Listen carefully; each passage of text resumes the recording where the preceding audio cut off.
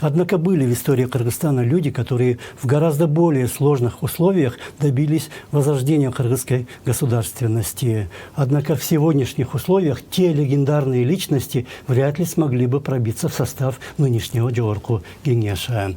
Парламент в 2015 году постановил отмечать День парламентаризма 25 марта, так как 25 марта 2025 года состоялось первое заседание парламента Кара-Кыргызской автономной области. Однако профессор Зайнидин Курманов выступил против и привел исторические данные, что за 3 года до того первого заседания, 4 июня 1922 года, Абдыкерим Сыдыков, Иманалы Айдарбеков и Ишаналы Арабаев провели несанкционированный Москвой учредительный съезд Советов тогда еще не существовавшей республики. И днем парламентаризма стало 4 июня. Однако сам Курманов сейчас сетует, что дух парламентаризма угасает.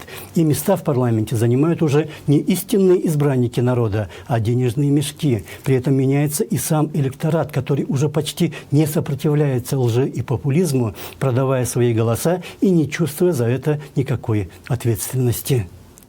Для этого нужно, чтобы гражданин наш кыргызский был ответственным.